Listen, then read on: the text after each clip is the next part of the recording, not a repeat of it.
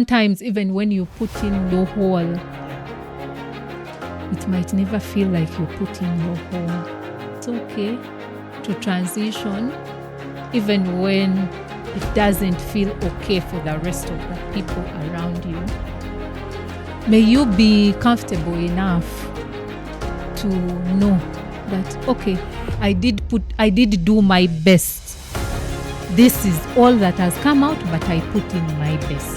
AI is already wiping out certain careers. I was taking AI for jokes until recently when a partner introduced an AI assistant, and it indicated to us how important this AI is, a representative of him. So we should treat any communication that comes in from this AI as if it were.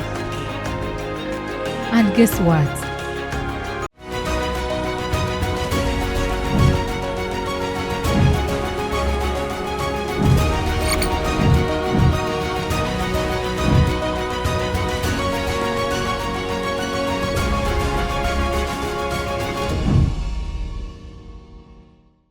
Welcome yet again to another episode of Lessons to My Diary. Today I have an amazing guest. When you meet her, she's quite a personality, a very interesting personality. But one thing that really I'm excited about her is when we think of agriculture, we think of it in the way we grow up on agriculture is you plant beans, you plant peas. But she's a food systems specialist. So it got me very inquisitive. Who exactly is a food systems specialist? Besides that, she's also a project manager. But let me pose the question to her. But before we start,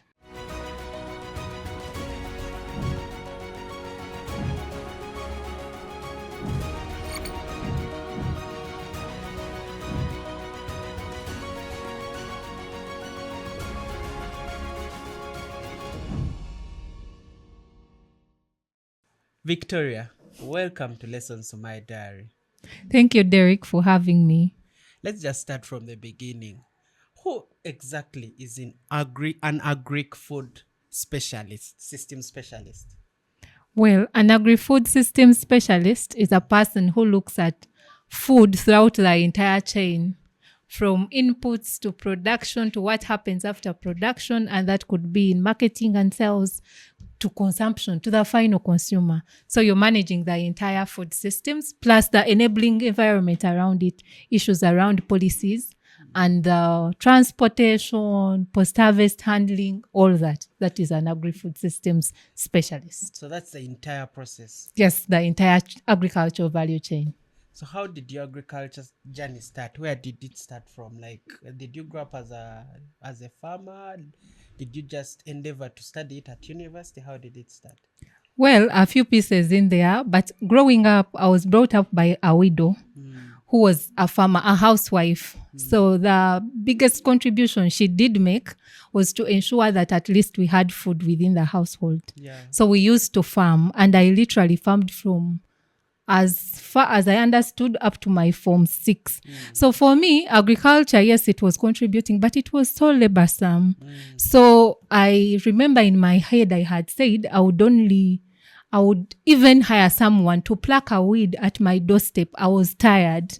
And then, like life could have it, I got admitted to Busitema University to pursue a bachelor's degree in agricultural mechanization and irrigation. That kind of turned around my view of agriculture. Not like a woman in the village with torn clothes, carrying a hoe every day to go to the farm, but looking at it through machinery and mechanization, irrigation and all that. But Uganda has a long way to go because it's still the smallholders, the ones that are carrying hoes that are supporting the sector. So that's agriculture and how I joined it. You mentioned labor and agriculture being about laboring. Talk to us about that laboring. Well, in the Ugandan setting, we look at agriculture as a biggest contributor to our economy. Yes. However, the greatest percentage of that contribution is from smallholder farmers. Smallholder farmers, most of them with a recent land fragmentation, have smaller acres of land. Yeah. That means they can barely mechanize. And so they rely on rudimentary tools to do production. The hoe I grew up digging with is a hoe that most of the smallholder farmers are working with. Yeah. But we have seen transitions in terms of commercialization. How do they put these small pieces together and then be able to mechanize as a bigger bunch that belongs to a couple of individuals, but brought together as a block farm? Mechanization. What is the rate of mechanization of agriculture in Uganda? Is it improving or? It is improving. We have seen interventions by both the government, the private organizations, investments in tractors and all that, but it is being hampered by our increasing population. Yeah. So there has to be a thought of how we shall continue production despite our increasing population, plus the fragmentation given our land ownership systems within the country. You mentioned increased population growth, but we find ourselves at a level of most of the people that are the biggest contributors to our population growth, who are the youth right now in Uganda. They are not actually interested in agriculture. How do we get them to become interested in agriculture? Since number one, you mentioned it, and it's known, like statistically, agriculture contributes to about what percent? The biggest percentage of our economy. So how do we interest these youth into agriculture? We have to modernize agriculture. We have to find ways to make them slay as they do agriculture. We have to showcase agriculture, not like how my mom and those before her farmed. The woman you envision with a torn dress, holding a hoe, worried about a garden that never produced because of climate change, to adoption of all these technologies that are making agriculture smarter and yielding. How do we showcase to them that, you know what, you can innovate and maybe produce forecasts for these farmers for them to be able to produce with incorporation of GIS? You can support them in production. The data that you could produce if you got interested in agriculture, visibility in terms of communication. You don't have to dig, but you can capture stories of how a farmer does the work. You might not go there. You might also sit in a lab to understand what varieties can we produce and how do we roll down these further to the smallholder farmers. So there are still ways to innovate and make agriculture more interesting for the youth in sectors that can contribute to its growth. While off screen, we talked about different mechanical and different technologies of agriculture that I was really interested in. Things of tissues, things of seeds. And when we look at agriculture, we are just used to our process of probably a seed into a seedling. Talk to us about that technical bit. I'm not so much a specialist into the seed sector, but what I have seen is we can have seed, we can have input in many various ways. Compared to the days of my mother and beyond, now banana might be propagated beyond Asaka. So you can do the tissue culture and have a tissue from the lab and plant that it even matures faster. In Uganda, we are also trying to see how we can have quality declared seed. So instead of fully relying on hybrid and those that are manufactured in labs, we can multiply these in open fields with the farmers and then have those distributed to the smallholder farmers. So we are seeing a lot of interventions and innovations in terms of quality declared seed that are managed. So the quality is managed by the ministry itself, and then the production is done through contract farming. So we have to manage who receives the seed that we want to qualify as quality declared seed. How do they take care of it on the field? And then how do we get that back into the stores and sell it off to other smallholder farmers? How do you think I, as Derek, if I'm interested in agriculture, what would be the first process where would I start from? Because agriculture has so many challenges. So there's climatic change, employees. There are so many challenges. How would you encourage the one Derek seated out there that agriculture, you know what? As the president is always preaching, go to agriculture. How would you convince me to start onto agriculture? You look at agriculture as a business. Either look at it as a business or a passion. Most of the times, people who go into agriculture go in it as agribusiness, but go in with passion. So you invest without tracking how you're investing and how you would get back your return on investment. That also literally means you look at the entire production chain. So in Uganda, in the Ugandan setting, you look at inputs, where we began from. Quality declared seed, quality of your input will affect your output. So you have to manage the inputs that you're getting onto the farm. And then once you get onto the farm, we are thinking you already have land that you want to use for production. So you manage the production on the farm. But most importantly, then you have to manage the post-harvest handling. How do you manage after you have produced, before you get your product to the end consumer? So I would tell individuals who are interested in agriculture, first of all, what exactly are you interested in? Is it the short annual crops? Is it the commercial value chains like cocoa, coffee, and the rest? If it's the coffee, cocos, and the rest, then I would recommend that you don't start it as a standalone, as the only individual during coffee in village A. You look out for, because what we want is to maximize outputs through numbers. So we call it collective marketing, bulking, where you bulk together and then you're able to negotiate for better prices and sell. So for a commercial farmer going in for the traditional value chains like coffee and cocoa and the rest, find a group of individuals that are willing to do the same like you, and then work out together, such that when you're able to work, even if you're as far as where, you can call a truck and it can come to pick a full truck and not one sack of coffee.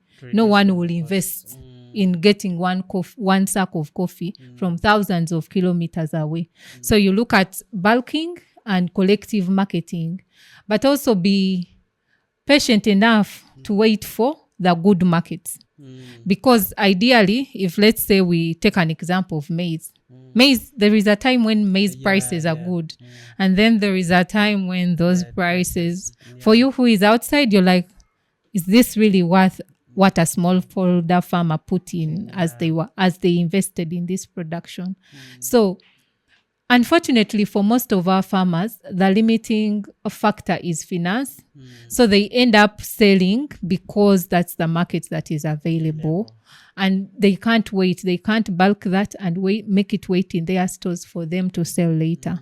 So those are the dynamics that you have to play with as you go into the sector. But the beauty is, just like any other sector, you play in the field, understand it, and then you somehow get it to work. You find a way of making it work. Yes.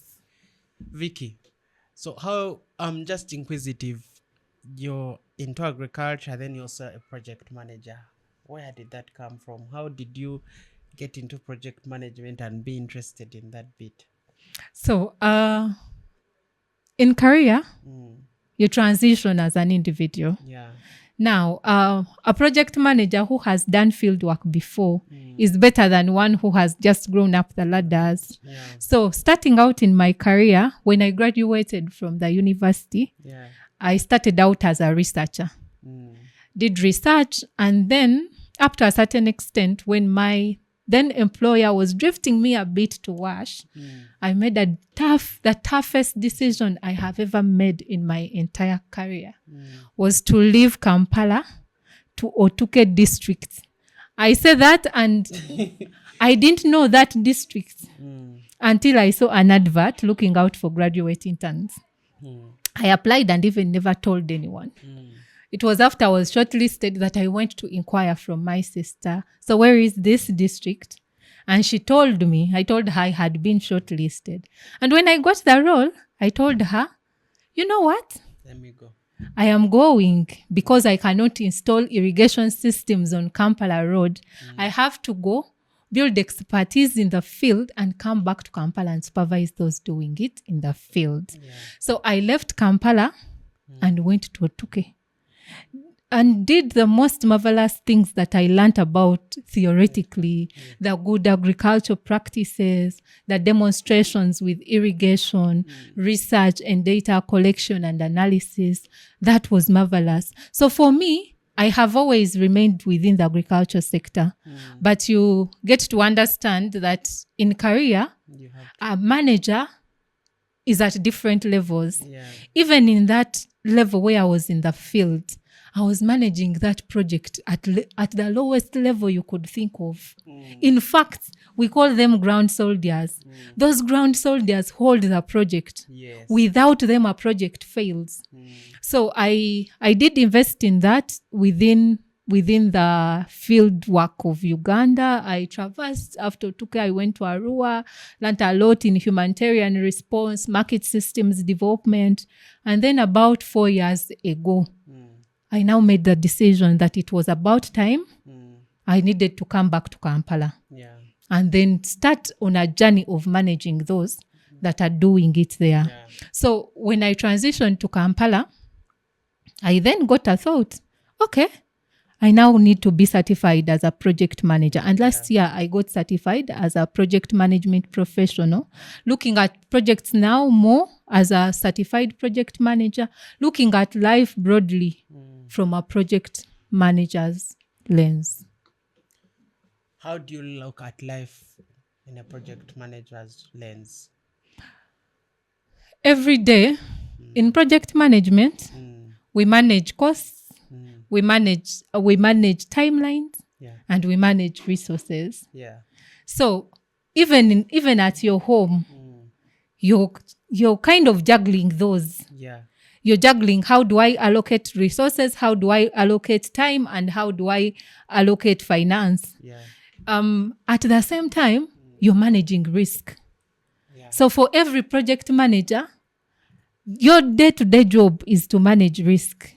We know, like years ago, we had COVID. We never planned for it. It happened. It got here. We had adapted and lived. Right now in Uganda, we are dealing with Ebola. So many things have changed. That is a risk. So broadly, as a project manager, you know that a project is within a given time frame. So that is life. Life is the time frame. Life, every project you look at in life, it has a time frame. Yeah. Even for us as we sit down, husband and wife, you know we'll have this number of children, but then we will need this long to work for this other, for our last born to have become independent after the university. Yeah. Then you start planning, where am I getting the resources to manage that? And then as they age, then you know, now if they are becoming teens as a house manager, then you know, my girls are now becoming twins. They are becoming teens. So my eyes should be everywhere. I should be looking out. I should be talking to them more. I should be in their business as well as giving them independence. That is a project that you're looking at from just a household, your children, but it is a project. Yes. Very interesting. You mentioned something that I'm really passionate about, which was moving away from the theoretical bit and going into the practical bit. One thing I've learned that theory is so different from practical. What are the lessons you learned within that practical bit after you moved away from the theory? Lessons to my diary, indeed. My 13-year professional journey has given me quite a number of lessons to my diary. Yeah. The first lesson began when I was making a decision to do sciences as a combination. So when I started, I knew one thing for sure, I would do sciences. And it was influenced by my sisters. Yeah. So they kind of joined school late, so they struggled with sciences. And then I asked them, are there people who passed them? And they said yes. In my head, I was like, if there are people passing these things, that means they are doable. So I have now I learned at least that I lie in the people. They are called cholerics. Results driven, give us a task, we shall deliver. So I went in and knew one thing for sure. I'm doing sciences and I wanted to be a doctor. Because I wanted to do a doctor, my focus was on the biologicals. And guess what happened? My O-level, I didn't do biology that so well. So I decided I wanted to do physicals. And then I joined Mengo Senior School. In Mengo Senior School, I was given PCM. So PCM, you either stroked technical drawing or art. So I knew one thing for sure. I hadn't done technical drawing at O-level. So I would struggle. I took on art. Up to today, I laugh at myself because for God knows I am not an artist. But I did PCM art and survived. And so I celebrate and join university. Guess what happened? I was in year 1 and year 2, I believe, we did engineering drawing. That is advanced technical drawing. I struggled the more and wished if I had gotten career guidance here and did technical drawing, even at O-level. Because if I was putting in effort in all these subjects, I would basically pass them. But no one told me that, you know what, as a scientist, diversify, get to do biologicals, but you can also throw in some bits of physicals. So if you don't land there, you're positioned very well here. So that's one lesson that I learned, that I usually do career strategy with, especially for children that are trying to make choices. That, you know what, if you're a scientist, don't cling so much on, I want to do biologicals. You might not get it. What happens if you don't get it? Diversify. And that is a lesson. That's one thing I also give back to the parents, that train them enough so they are able to learn from the mistakes that we made and be able to survive. The other lesson that I have learned is career is sacrifice. Leaving Kampala to Otuke was no easy feat. It was a village without power. We didn't have electricity we had solar for just lighting, not even charging our phones. We were very far from our families. But yet that was a decision that I had made to invest in my career. So I know for the current generation, they see this at face value. I recently met a mentee who asked me how they would achieve what I've achieved in 10 years in lesser time. Yes, so whereas that is doable, they should know that you need to invest in career. You have to sacrifice for you to grow professionally. So that's one lesson, that depending on your sector, sometimes career might take you that deep that you have to leave a world you so know of to a world you have no idea about and still survive and get up your way and learn and grow. The third lesson that I have learned over the time of my career, again, what I say to early career professionals is don't find so much comfort in no progress. When I backtrack, in as much as I meet many individuals who are excited and they feel I have arrived in the Ugandan settings in terms of career, when I look back, I lost a bit of time in being comfortable. And comfort comes for those of us who start out in the field.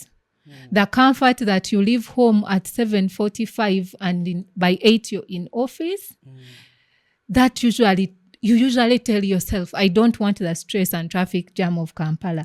Very good, but don't hang in there for so long. Because by the time you come back, other professionals, if they were as intentional as you, they would have grown. Being in the field without clarity is like managing a project without a plan. So I was in the field, and yes, I knew I had to do project management, but I didn't know that there is even this globally recognizable certification, project management professional. Similarly, there are people in accounting They are in the field and they do not know that they have to do CPA. Yes. So you have a lot of time, but without clarity. So you have nothing to use that time for. So don't be so comfortable when you're not growing. Grow when you have to exit, and grow whenever you have to. The other career lesson that I have learned is that it's okay to transition even when it doesn't feel okay for the rest of the people around you. I transitioned horizontally from Arua to Kampala. Same pay, but only widened scope. I was coming to manage a team in 4 settlements. To anyone else, it wasn't making sense. I was leaving a cheap place to an expensive place at the same pay, same role. It doesn't make sense. But for me, it was a wider... difficult roles, actually, like highly demanding. Yes, highly demanding, but it is the same pay.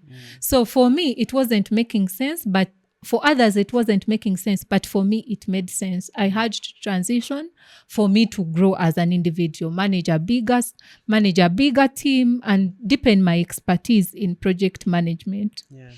The 4th lesson is sometimes even when you put in your whole, it might never feel like you put in your whole. So may you be comfortable enough to know that, okay, I did do my best. This is all that has come out, but I put in my best. Yes. Wow, very interesting. Such amazing lessons. I liked it when you mentioned about career guidance. We see a lot of youth right now getting into careers because probably the parent has said that is a good career for you, or because probably the parent has been in that career, and because of probably of mere says of the judging like around that this career is prestigious, this is not, which I find so amazing and difficult in the fact that the world has evolved and there's a lot of AI coming up, and they are saying AI is going to wipe out certain careers. What's your feel about AI and wiping up certain careers? AI is already wiping up certain careers. I was taking AI for jokes until recently when a partner introduced an AI assistant, and it indicated to us how important this AI is, a representative of him. So we should treat any communication that comes in from this AI as if it were him. And guess what? A few moments later, or a few days, their assistant had to be let go because the AI tool was doing over 70% of their role. So for me, for any professional who is still thinking this AI thing is just in the space there, it's about time for you to know how could you leverage AI to make your work out for you. For example, in project management, there are AI-enabled tools. In fact, for me, when this particular communication came in, I don't leave things there. So I followed up and I was like, but this one, with the introduction of this, what would happen to the assistant? And when I was told this is it, I was like, this could equally happen to a project manager. Because now, if I have a project in an AI managed tool, I do not need 5 of you as project managers. I can have one program manager and have the food soldiers that are so enabled for them to come and update the status of their deliverables. So in Kampala, I can sit and if I just know that on Monday, I am reviewing progress of deliverables. And I know the AI is actually... they are enabled. So Derek will tell me, okay, this is how far I have done my work. This is what is going on in here. And within the same platform, I can text an Anna who is not delivering, update what is happening, where do you need support in the same platform. So for me, first of all, AI is not making us any lazy. It is just supporting us become more efficient and effective. Yeah. So every one of us needs to think, how do I use AI for me to make my workflow more seamless? Because that is what it is. I mean, if a deliverable took you 2 months for you to deliver on 2 years ago, someone else is leveraging AI to do that deliverable in less than an hour, and whom will they label competent? Definitely the other person. Exactly. So everyone should look at AI as an enabler and not something that has come, and others should embrace it, others should not. Because like it or not, that most jobs are going, some have already gone. Some have already gone. Yes. It makes us think through about our daily activities and say, how do you leverage AI to leverage your time? That's something I'm passionate about, leveraging time. So I love this conversation because we get to understand how really career is moving forward, and we get to understand that things are changing. So any young people out there, they should know that things are changing. And I feel like whenever you're taking up a career, endeavor of thinking of it, of how AI can you advance that career with AI. That's really amazing. So Victoria, talk to us about skills. What do you feel are the most important skills a person should have in life to succeed? Skills to succeed. Skills are multiple for different reasons. But some skills are just a requirement for any individual to have. For example, the skill to communicate clearly. That's a skill that everyone should have, because whether written or verbal, you have to communicate every day. The interpersonal skills, how do you relate with others without offending them? How do you understand people from their different perspectives? Because by and large, we survive and work as individuals. You can't work as the only person doing your job. So how do you endeavor to make sure that you're working so well with the people around you? Teamwork. How do you work so well with a team? For most of the work that you will do, leave work aside. Even if you decided to do coding as an individual, sit in your dark corner and do coding yourself, you know one thing for sure: at home you will not code. You will have a family. So how do you shift teamwork from a professional setting to a home? How do I survive with this woman and the children that are coming into my space and be able to tolerate them? The skill to market. I feel like everyone needs a skill to market. Market either skill or a product, because there is always someone willing to pay for either skill or a product. So those are also good skills to have in this era. When you mentioned about a skill to market, it triggered me to how important it is for everyone out there to be able to market what they are doing and create visibility of what they are doing. Like, we live in an era of you have to fight for yourself. You have to fight to be noticed. And the attention span for people is so way too much. There's too much distraction. So if you do not create visibility for yourself, the distractions will take other people without noticing you. So I loved that has stood out for me. The skill of marketing, and that is why we are now seated behind these microphones and the lessons to my diary, because we are trying to diversify on how we market our skills. The attention span that you have talked about, we see now a transition from people reading to people listening, because I can be doing my chores in the home when I'm listening to lessons to my diary, and I'll pause and give a comment. So that is transition. So the adaptability also for you to learn. for you to learn as you do your work. We know what makes sense today might not make sense tomorrow. Today, when we are marketing our skills and products on LinkedIn, on X, on TikTok, maybe 5 years ago, other apps would have come up. So the people who will cling on to these old apps might not get the visibility, might not get the customers that they want. I have recently been trying to be active on Facebook, and I have realized one thing for sure. Visibility today might not be as will be 5 years from today. So the ability for you to adapt and be able to transit as changes happen is what will hold a professional thriving for years. Like we talked about AI, like how these social media platforms are changing, so will they change. But now in this era, growing up, they used to say you don't blow your own trumpet. Now I tell people, if you don't blow it, who will blow it for you?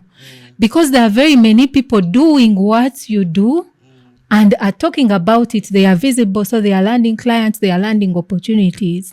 For you who is not talking about it, no one knows you. So visibility in 2026 cannot be understated. There is something you posted that I would want you to reflect upon and tell us more about it. You said, what happens when farmers can't access affordable and quality seeds? How is that chain? The agricultural production chain begins there at the input level. However, when a farmer has to make a decision on whether to buy a seed for it to multiply, for them to meet their food security needs, maybe get an extra income, or to not buy, most times they end up buying. However, the markets are like so filled with counterfeit feeds. So in that particular public policy, we were discussing almost portions within the agricultural value chain. So my colleague in the fellowship, Yusisa Mandela Fellowship, Penaina, was discussing access to affordable and quality seed. Because she has been in that seed sector. Last season, I planted seeds and they did not germinate. So you get to envision a farmer who has maybe 5 acres of land and you have invested your money in this seed. You plant it. First of all, you're not only losing a seed, you're losing finance, but you're also missing out on a season. So public policy negotiations includes how do we ensure that the market only has quality seed. This will ensure that these farmers are able to not only meet their food security needs, but also be able to earn an income into their pockets. So we still have missing gaps in terms of access to quality seed. Are there any organizations that guarantee quality seeds yet? Well, for producers and for people in the agriculture sector, you get to understand the seed sector better.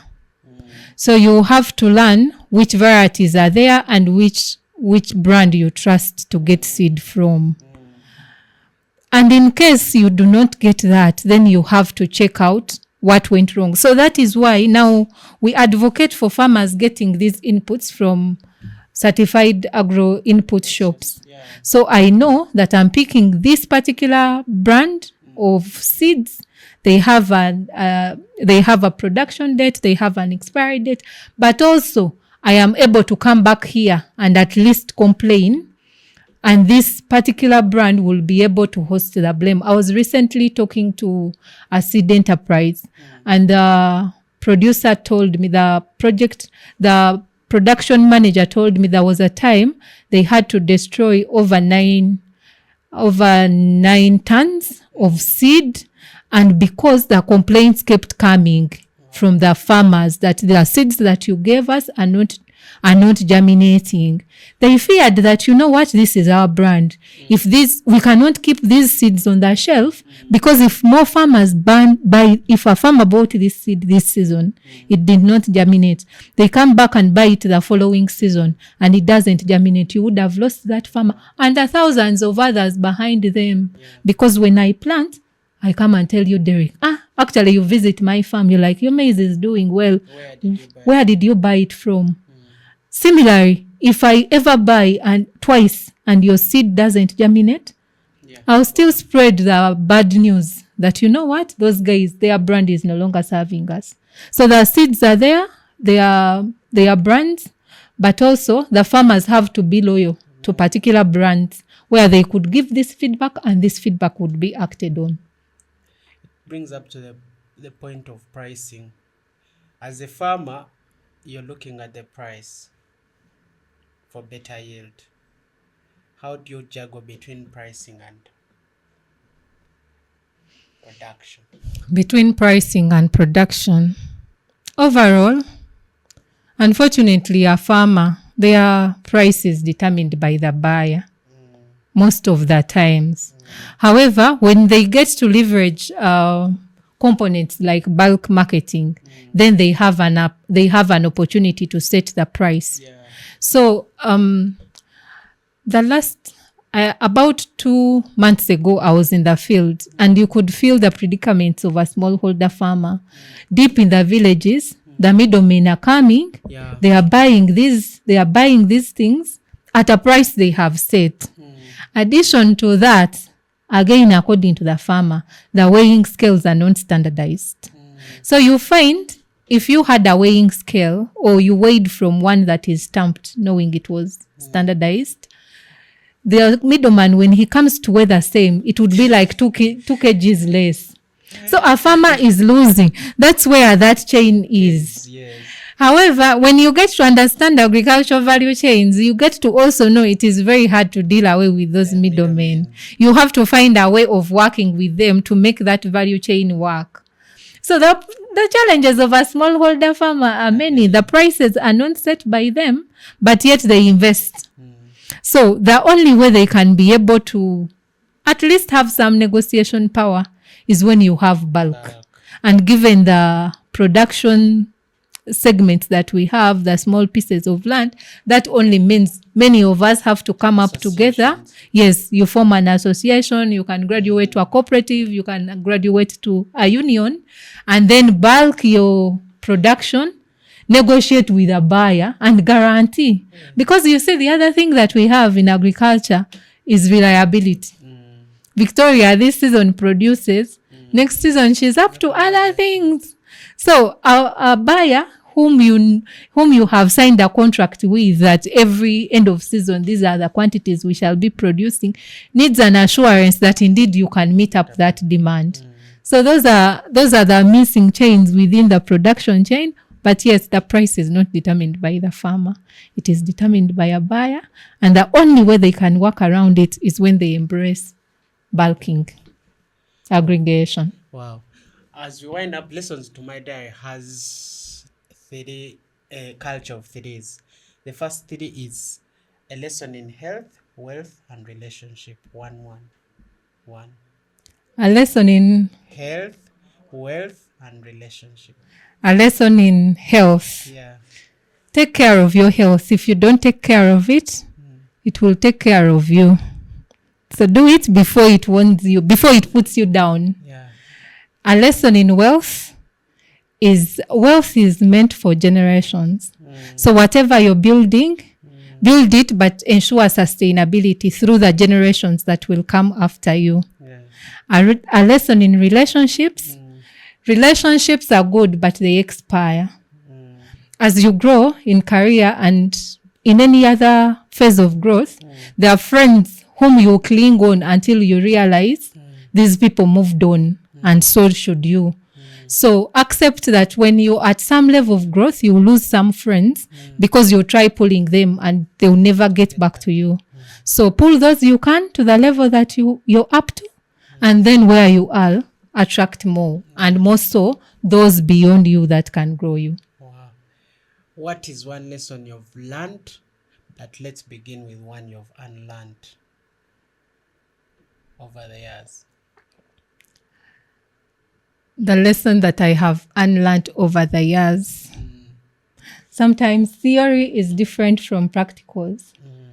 And yet it informs what we call adaptive project management.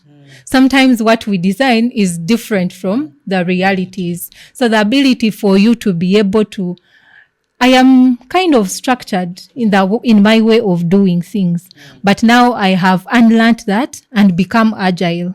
So even when I set out that this is it, my head has now learned to be adaptive and agile, to adapt to what is coming up. No, interesting. That's one thing you've unlearned. Then what is the biggest lesson you've learned in life?